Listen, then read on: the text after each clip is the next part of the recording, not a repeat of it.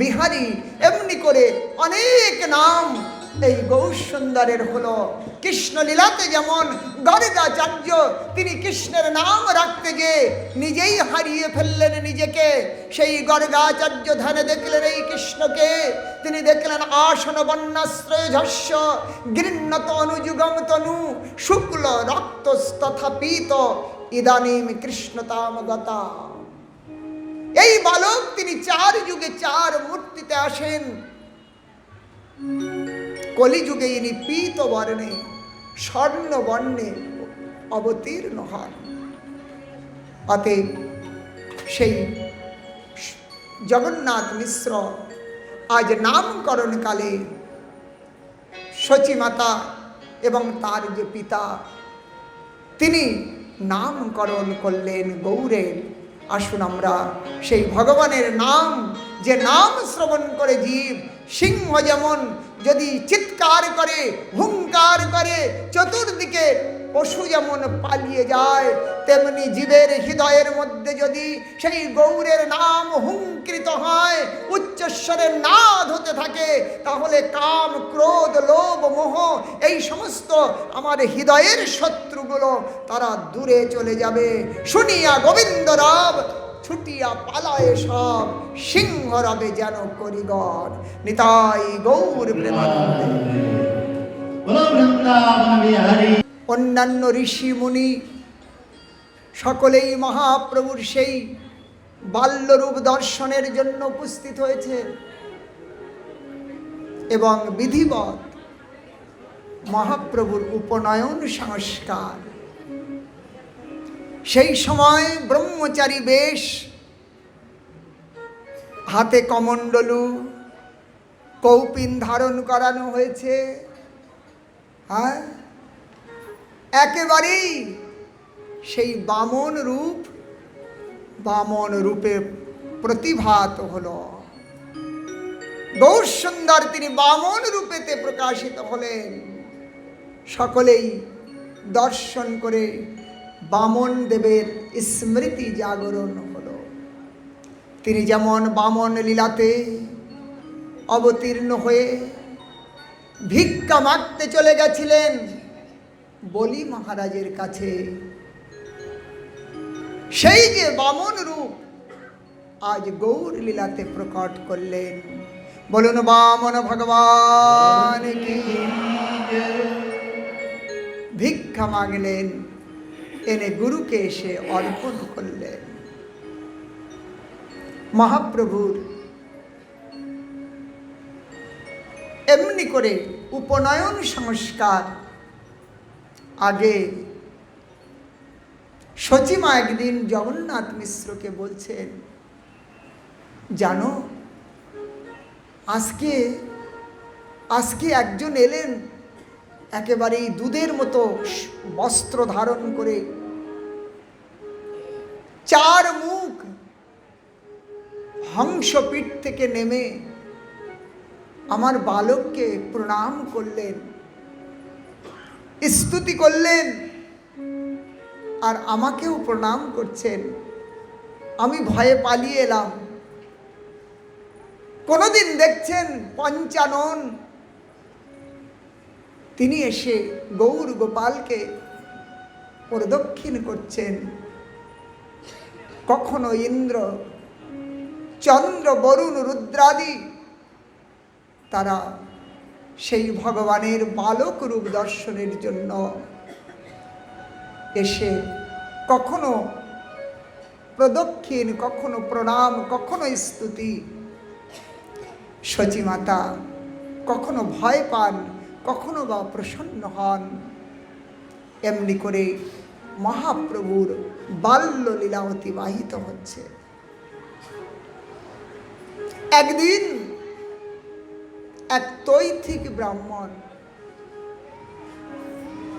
যিনি তীর্থে তীর্থে বিচরণ করেন, তিনি নবদ্বীপ তীর্থ দর্শনে উপস্থিত হলেন।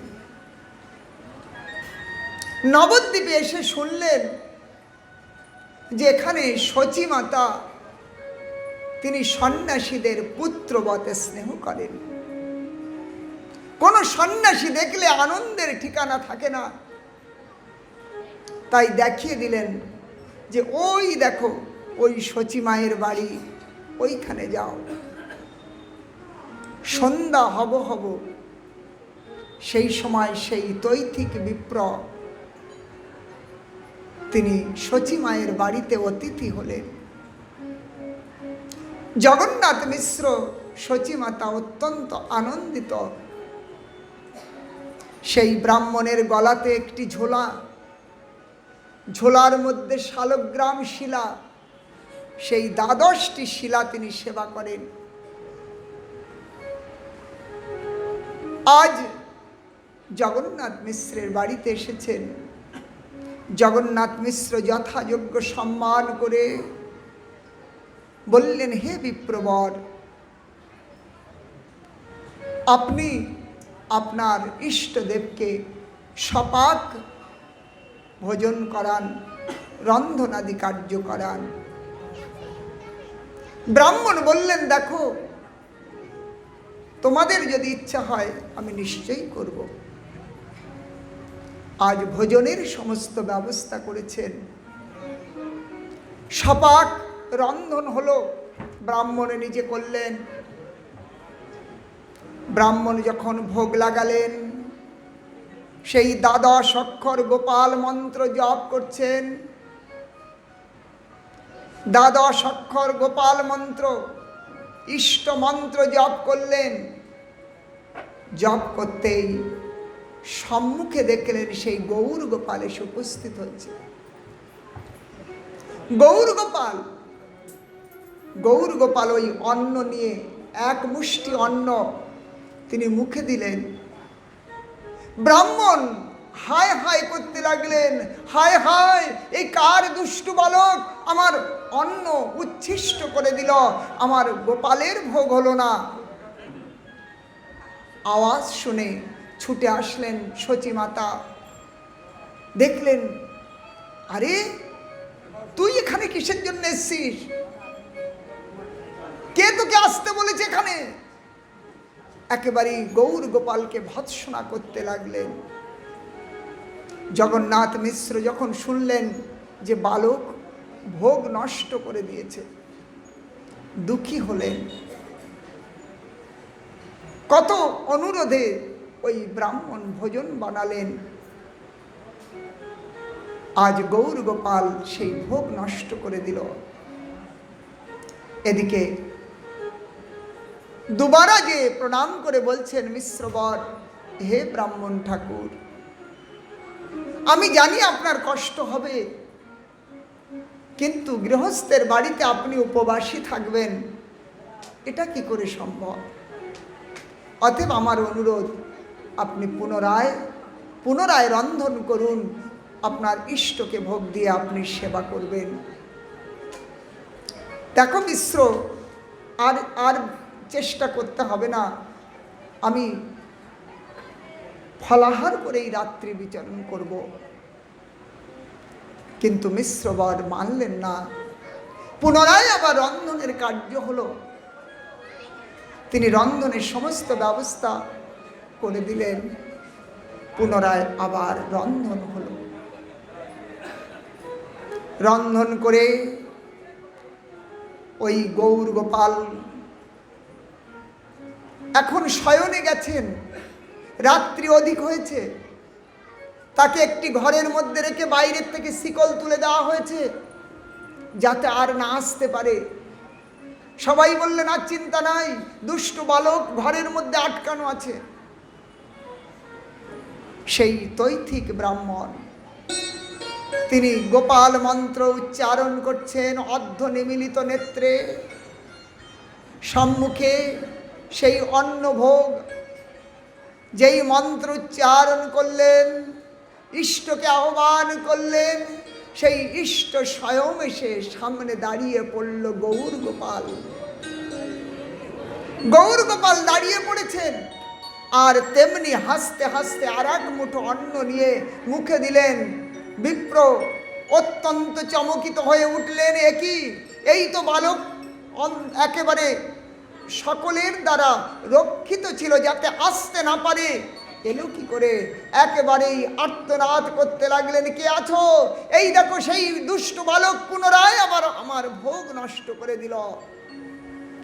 শুনতেই জগন্নাথ মিশ্র একেবারে লাঠি নিয়ে চলে এসছে ওই বালককে শাস্তি দেওয়ার জন্য। বালক ভয়ে পালিয়ে চলে গেছে। মিশ্রকে বলছেন বিপ্র, হে মিশ্র, বালক অবোধ হয়, তার কোনো জ্ঞান থাকে না, তুমি তাকে মেরে লাভ হবে না কিছু। দেখো আমি ফলাহার করব, আর আমাকে তোমরা এর জন্য কোনো প্রকার দায়ী করো না। মিশ্র পুনরায় তিনি বলবেন, এই পর্যন্ত সাহস আর হচ্ছে না। একান্তে বসে মনক্ষুণ্ণ অবস্থায় তিনি সময় অতিবাহিত করছেন। ঠিক সেই সময় বিশ্বরূপ নিত্যানন্দ স্বরূপ, যার কৃপা হলে জীব নিজেকে আর ভগবত তত্ত্বকে জানতে পারে, তিনি এসে উপস্থিত হলেন। যার রূপের ছটা আলোকিত করে তুলেছে। ব্রাহ্মণ সেই বিগ্রহ দর্শন করে অত্যন্ত তৃপ্ত হলেন। বললেন, এই সুপুত্র কার? কেহ বললেন, হে ব্রাহ্মণ, এই মিশ্রের জ্যেষ্ঠ পুত্র। আহা, এহেন পুত্রধন যার, সে অতি বড় ভাগ্যবান। বিশ্বরূপ বললেন, হে ব্রাহ্মণ, আপনি গৃহেতে অতিথি, অতিথি উপবাস থাকবে, এটি গৃহস্থের অকল্যাণ। অতএব আপনি পুনরায় রন্ধন করুন। বললেন, দেখো দুবার রান্না তো হয়ে গেছে, কিন্তু সেটি ভোগ লাগলো না। আমার ইষ্ট উপবাসী, তাই আমি ভোজন করতে পারি না। কিন্তু বিশ্বরূপের এক একটি কথা মন্ত্রমুগ্ধের মতো ওই ব্রাহ্মণ পুনরায় রন্ধন করতে স্বীকৃত হলেন। পুনরায় রন্ধন করলেন। রাত্রি দ্বিপ্রহর 12টার পর, 12টা বেজে গেছে। সেই গৌর গোপাল ঘুমিয়ে গেছে, আর কোনো ভয় নাই।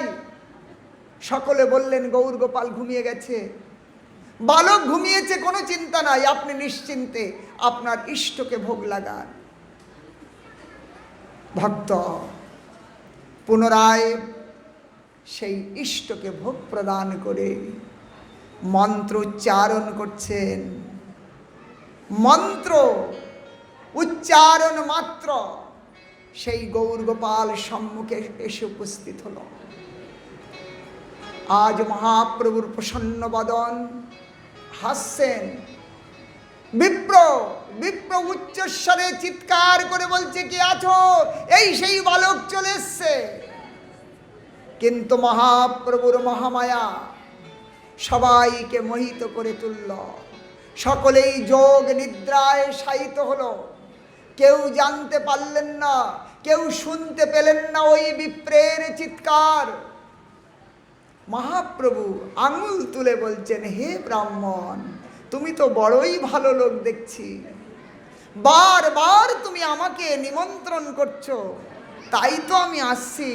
আর তুমি আমাকে নিমন্ত্রণ করে আমাকে অপরের দ্বারা উপেক্ষিত করছো, তিরস্কৃত করছো। দেখো আমি কে, আমাকে তুমি চিনতে পারো নাই। এই দেখো, এই বলে শ্রীমান মহাপ্রভু সেই বিপ্রের সম্মুখে একেবারেই অষ্টভুজ রূপে প্রকটিত হলেন। শঙ্খ চক্র গদা পদ্ম নারায়ণ বিগ্রহ, দুই হাত সেই দাপর লীলার বংশীধারী, আর দুই হাত ত্রেতা যুগের ধনুষধারী রাম রূপ। নারায়ণ, রাম এবং কৃষ্ণ রূপ এই অষ্টভুজেতে প্রকটিত হলেন।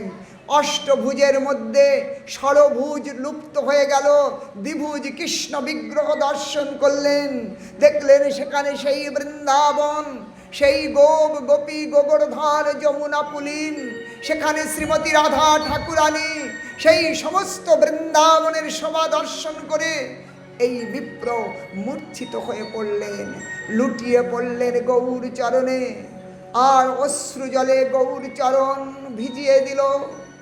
আজ নিজেকে ধিক্কার দিতে লাগলেন যে আমি তোমাকে চিনতে পারলাম না প্রভু, তোমাকে আমি কষ্ট দিলাম, অপরের দ্বারা তিরস্কৃত হলে তুমি আমাকে ক্ষমা করে দাও প্রভু।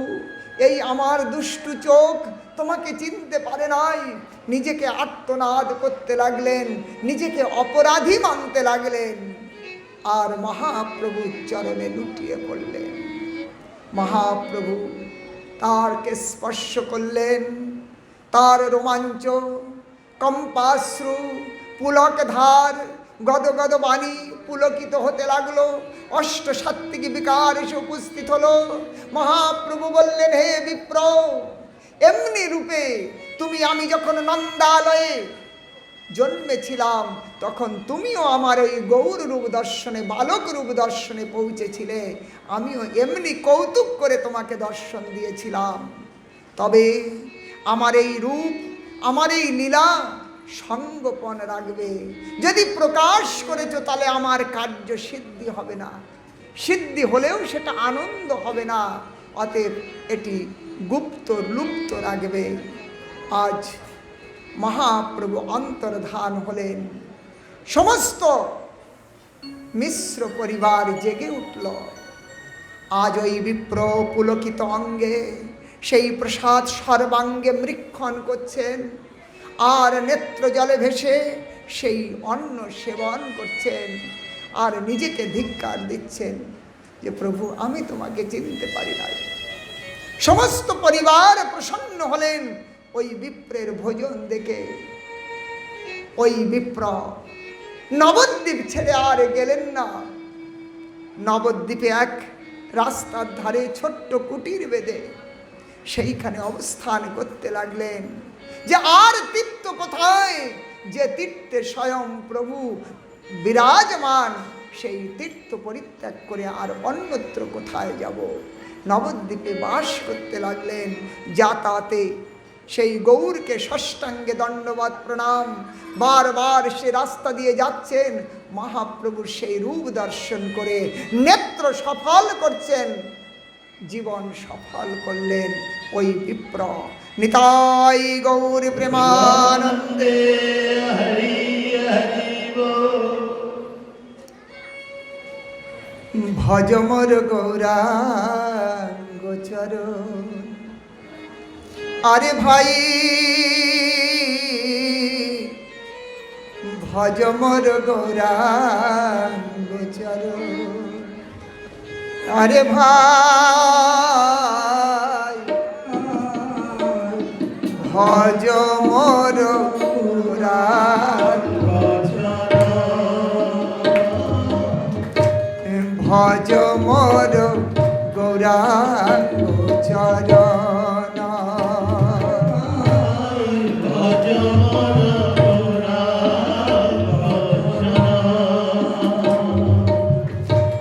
না ভজিয়া মইনু দুঃখে ডুবি গৃহ বিষকূপে। না ভজিয়া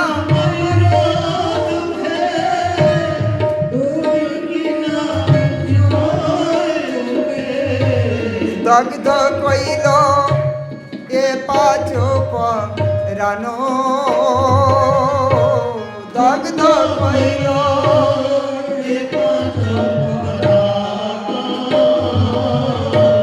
ভজ মোর গৌরাঙ্গ চরণ।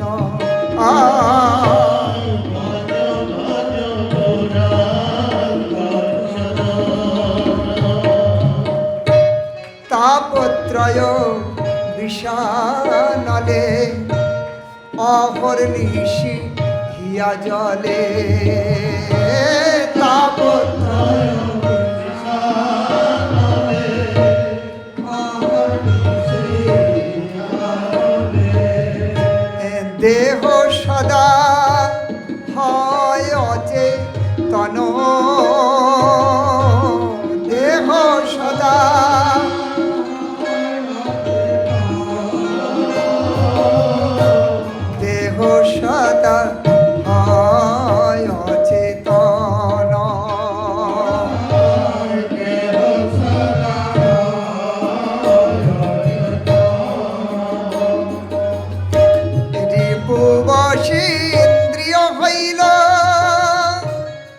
গোরা পদ পাশরিল রিপুবাসেন্দ্রিয়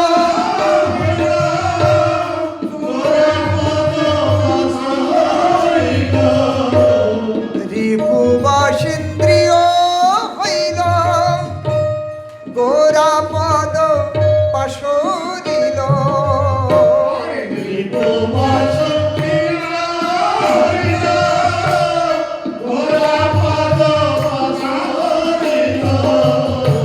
বিমুখ হইল হেন ধন বিমুখ হইল হেন ধন বিমুখ হইল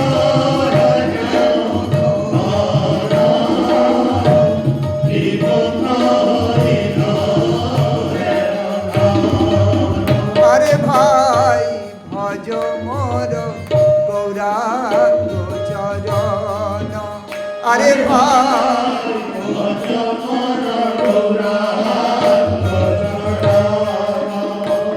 আর পরম দুর্মতি ছিল তারে গোরায় উদ্ধারিল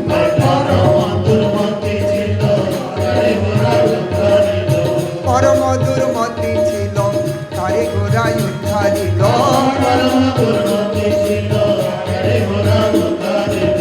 তারা হইল পতিত পাবন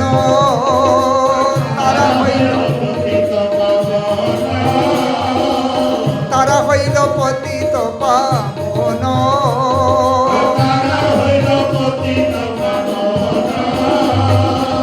গোরাদিজ নটরাজে বান্ধ হৃদয় মাঝে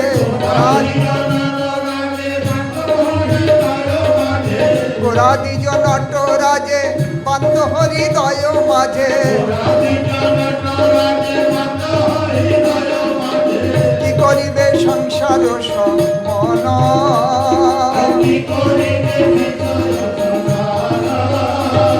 আর কি করিবে সংসার সমন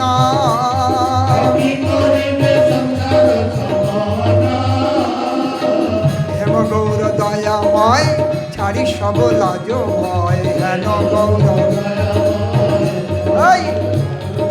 হেন গৌর দয়াময় ছাড়ি সব লাজ ভয়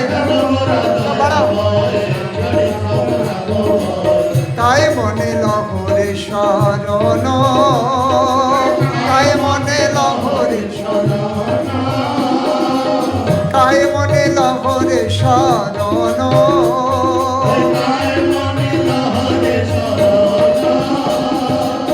নরোত্তম দাসে কয় গোরা সম কেহ নয় ও নরোত্তম দাসে কয় গোরা সম কেহ নয় নরোত্তম দাসে না ভজিতে দেয় প্রেম ধন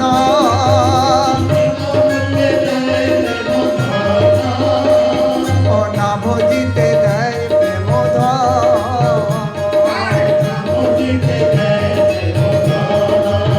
আরে ভাই ভজ মোর গৌরাঙ্গ চরণ আরে ভাই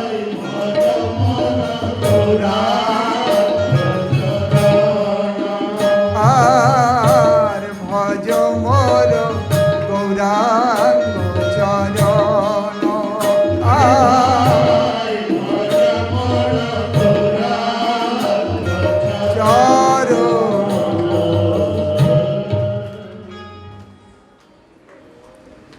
এমন দয়াল ঠাকুর আর কেহ নাই। নরোত্তম দাসে কয় গোরা সম কেহ নয়, না ভজিতেও দেয় প্রেমধন। ওই তৈথিক বিপ্র সেই মহাপ্রভুর মহারূপ দর্শন করলে তার হৃদয় জুড়িয়ে গেল। সমস্ত তীর্থ যাত্রা করে যে ফল পাই নাই, নবদ্বীপে সেই ফল প্রাপ্ত করলাম। অন্য তীর্থে গেলে যে ফল পাবেন, আপনার ঘরের কাছে এই নবদ্বীপ, অভিন্ন বৃন্দাবন, 84 ক্রোশ ব্রজমণ্ডল, 84 ক্রোশ ব্রজমণ্ডল 12 বনেতে বিভাজিত, 12টি দ্বাদশ বন, দ্বাদশ বনের একটি বন বৃন্দাবন। সেই বৃন্দাবন 16 ক্রোশ পরিধি। সেই বৃন্দাবন হলো নবদ্বীপ ধাম। ওই 16 ক্রোশ নবদ্বীপ, যেটি বৃন্দাবন। আর সেই বৃন্দাবন অষ্টদলপরি শ্রীরাধা শ্রীহরি অষ্ট সখী পরিবেষ্টিত।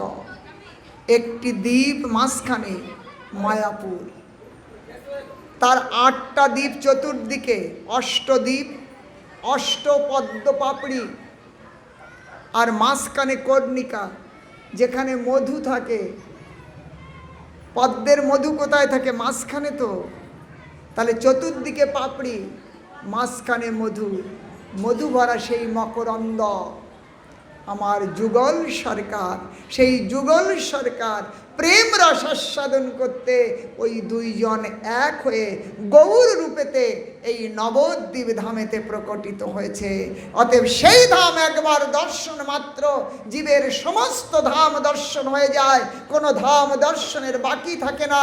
একবার যদি সেই গৌর ধামেতে যে গড়াগড়ি দেওয়া যায়, গৌর ধামেতে যে গঙ্গা স্নান করা যায়, গৌর ভিটা যদি দর্শন করা যায়, তাহলে জীবের আর কোনো তীর্থের আবশ্যক হয় না। সমস্ত তীর্থ এই নবদ্বীপে এসে অবস্থান করছে।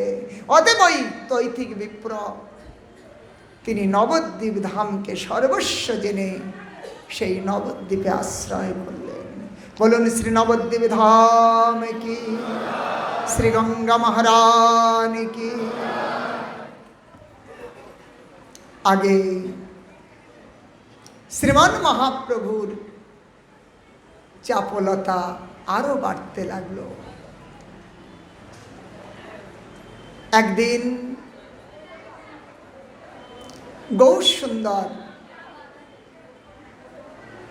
তিনি পিতাকে বললেন, পিতা আমি পাঠশালাতে যাব। জগন্নাথ মিশ্র গঙ্গাদাস পণ্ডিতের বাড়িতে পৌঁছালেন। বললেন, পুত্র 5 বছর হয়েছে, এখন পড়ালেখাতে তো মন দিতে হবে।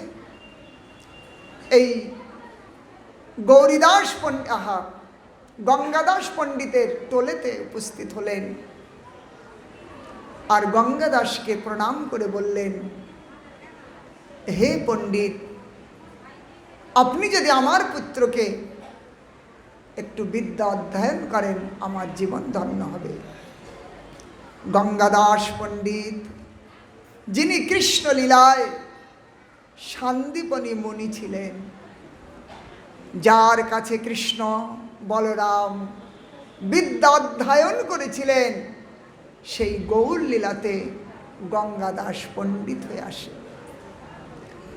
অতএব এরা কেউ অন্য নয়, সব তারাই এরা। যখন জানলেন সেই ভুবন মোহন গোবিন্দ আমার, তিনি আমার টোলেতে পড়বেন, গঙ্গাদাস পণ্ডিত নিজেকে ধন্য বলে মনে করলেন যে তাকে আমি কি পড়াবো, তাকে পড়ানোর বাহানায় আমার জনম সার্থক হবে। তাই তিনি স্বাগত করে বললেন, আমার জীবন ধন্য হবে, আমার অহোভাগ্য যদি সেই তোমার পুত্র আমার টোলেতে পড়ে। শুভ দিন দেখে ওই বালকের হাতে খড়ি দেওয়া হলো। আগের দিনে ছিল না, এখন তো সব উঠে যাচ্ছে।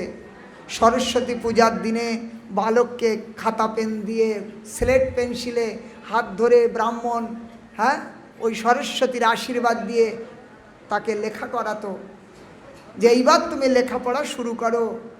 আজকের দিনে ওগুলো সব পুরনো হয়ে যাচ্ছে, আমরা মডার্ন তো, সেই জন্য ওগুলো সব ছেড়ে দিচ্ছি। তো তেমনি মহাপ্রভুর হাতে খড়ি হলো, গঙ্গাদাস পণ্ডিতের তোলে। আর প্রথম দিনেই সেখানে স্বরবর্ণ ব্যঞ্জনবর্ণ বিভিন্ন ফলা সব উচ্চারণ করে শোনালেন। কিন্তু আশ্চর্যের কথা, শোনবার সাথে সাথেই আবার পুনরাবৃত্তি করে শোনালেন মহাপ্রভু। তাই তো প্রথম দিনেই ক বলে কয় কবুতর, ক্ষয় খরগোশ আমরা পড়ি না, কিন্তু মহাপ্রভু কতে কবুতর বললেন না, কয় কাকাতুয়া বললেন না, কয় বললেন কয়ে কৃষ্ণ। কতে কৃষ্ণ বলো। প্রত্যেক শব্দের সঙ্গে ভগবানকে জুড়ো, জীবন সার্থক হয়ে যাবে।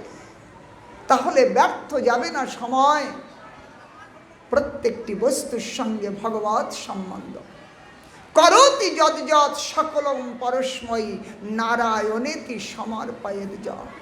যা কিছু করছেন সমস্ত কৃষ্ণের সাথে জুড়ে করুন, ভগবানকে কেন্দ্র করে করুন, তাহলে এটাই ভক্তি হয়ে গেল। বাচ্চাদেরকে একটু শান্ত করতে হবে এই দিকটায়, একেবারে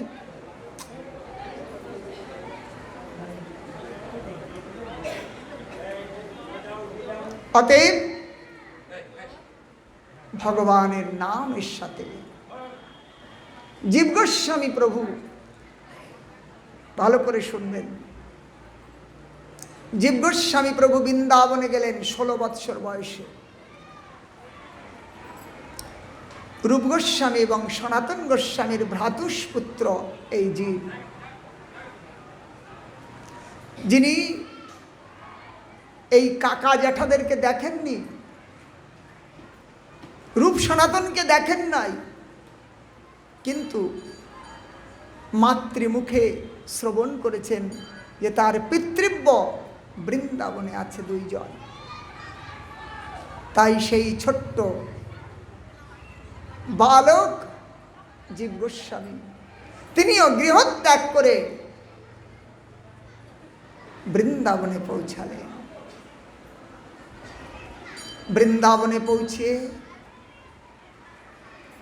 শ্রী মদন মোহন মন্দিরে তিনি শয়ন করে আছেন।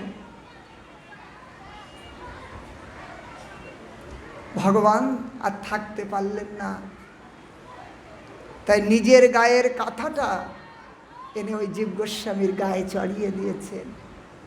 সেই সুকুমার বালক, যার নেত্রে যেন কৃষ্ণ কথা, যার কর্ণে যেন কৃষ্ণ রস, যার জিহ্বায় কৃষ্ণ স্পর্শ, প্রত্যেক অঙ্গেতে অঙ্গেতে কৃষ্ণ সম্বন্ধ, সেই জীব গোস্বামী পাদ অনেক অনুসন্ধানের পরে রূপ গোস্বামী এবং সনাতন গোস্বামী খুঁজে পেলেন। কিন্তু কেউ কাউকে তো চেনে না। সংযোগে পরিচয় হলো যে অনুপমের পুত্র এই জীব। জীব অনুপম বা বল্লভ 2 নাম, তারই পুত্র আমাদেরই ভ্রাতুষ্পুত্র। সনাতন গোস্বামী রূপ গোস্বামীকে বললেন যে তুমি তাকে ভাগবতীয় দীক্ষা প্রদান করে ভগবত সেবার অধিকার প্রদান করো। তিনি রূপ গোস্বামীর কাছে দীক্ষা প্রাপ্ত করলেন এবং সমস্ত শাস্ত্রের মর্মার্থ আয়ত্ত করলেন। কিছুদিনের মধ্যে সমস্ত শাস্ত্র রচনা করলেন। জীব গোস্বামীর রচনা বৈষ্ণবদের কাছে আদরণীয়, কিন্তু তিনি দেখলেন যে এই সমস্ত রচনা সব সংস্কৃতে রচনা। তাহলে সকলে সংস্কৃত জানে না, আর না জানলে পড়বে কি করে? তাই সংস্কৃত জানানোর জন্য সমস্ত রচনার শেষে তিনি সেই যে পাণিনি ব্যাকরণ, যে ব্যাকরণ শাস্ত্রের জ্ঞান হলে সংস্কৃত পড়া যায়। তো যারা সংসার পরিত্যাগ করে হরিভজনের জন্য আশ্রয় নিয়েছে গোবিন্দ চরণ, তারা পুনরায় ওই পাণিনি অধ্যয়ন করে শাস্ত্র অনুশীলন করবেন, সময় ব্যর্থ নষ্ট করবেন। জীবগোস্বামীপাদ সেই পাণিনিকে তিনি হরিনামামৃত ব্যাকরণে রূপায়িত করলেন। অর্থাৎ প্রত্যেক শব্দগুলো ভগবানের নামের সাথে জুড়ে জুড়ে ব্যাকরণ তৈরি করলেন। তাহলে যিনি এই ব্যাকরণ পড়বেন, ওই ব্যাকরণ পড়ার মধ্যেও হরিভক্তি প্রাপ্ত হবে, হরিভজন হয়ে যাবে। তাহলে সময় তার ব্যর্থ যাবে না।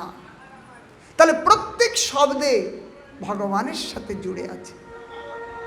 তিনি সব শেষে এই ব্যাকরণ রচনা করলেন, যাতে এই সংস্কৃত জ্ঞান হয় এবং ভক্তি গ্রন্থ অনুশীলন করতে পারে।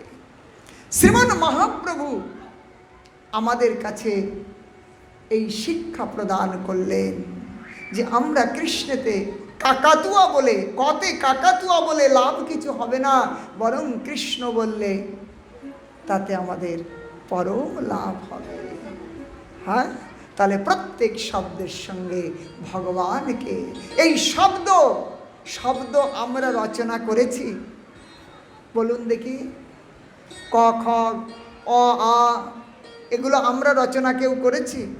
বিদ্যাসাগর ব্যাকরণ রচনা করেছিলেন। বিদ্যাসাগর ব্যাকরণ রচনা মানে আমাদের সেটাকে সহজভাবে গ্রহণের জন্য তিনি পদ্ধতি তৈরি করলেন, কিন্তু এই শব্দগুলো তৈরি করেননি, তাই তো? এই ক অ শাস্ত্র বলেছেন নারায়ণম দুদ্ভুত অহম বর্ণক্রম। এই বর্ণক্রম ভগবান নারায়ণ থেকে এই জগতে উৎপত্তি হয়েছে। সেই মূল বস্তু ভগবান দিয়েছেন, এইবার ওটাকে আমরা ভিন্ন রূপ দিতে পারি। গাছেতে পকোড়া হয় না, তাই কি না? বেগুনটা তো গাছে হয়, গাছে পকোড়া হয় না, বেগুনকে আমরা পকোড়া বানাই। কাপড় গাছে হয় না, তুলো গাছে হয়, তারপরে সেই তুলোর বিকার স্বরূপেই বস্ত্র। তা আমরা পরিবর্তনটা করতে পারি, কিন্তু মূলটাকে আমরা বানাতে পারি না। তেমনি মহাপ্রভু সেই বর্ণকে, বর্ণের যে মূল শব্দ যার থেকে এসেছে তাকেই সংযোগ করাটাই হচ্ছে আমাদের পরমার্থ। অতএব মহাপ্রভু প্রত্যেক শব্দের সঙ্গে সঙ্গে, প্রত্যেক ব্যাখ্যার সঙ্গে সঙ্গে সেই ভগবানের সম্বন্ধ সংযুক্ত করতে লাগলেন। আজ গঙ্গাদাস পণ্ডিত নিজেকে যেন হারিয়ে ফেলছেন, তার পাণ্ডিত্য কোথায় যেন লুকিয়ে যাচ্ছে ওই গৌর সুন্দরের সন্নিকটে। সূর্যের উদয় হলে যেমন তারার শোভা ম্লান হয়ে যায়, বড় লাইট প্রজ্বলিত হলে যেমন ছোট লাইট নিষ্প্রভ হয়ে যায়, তেমনি ওই গৌর সুন্দরের প্রকাশে ওই গঙ্গাদাস পণ্ডিত তিনিও যেন নিজেকে সংকুচিত মনে করতে লাগলেন। আজ ধীরে ধীরে মহাপ্রভুর বিদ্যা আরম্ভ হলো। যারা প্রাচীন সব, তার মধ্যে বিশেষ করে মুরারি গুপ্ত, এসব প্রাচীন মহাপ্রভুর থেকে অনেক আগের পড়ুয়া, কিন্তু সেই ছোট্ট বালক তাদেরকে পরাস্ত করতে লাগলেন। ভট্টাচার্য কটাক্ষ করতে লাগলেন, তাদের সঙ্গে বাদ বিবাদ করতে লাগলেন এবং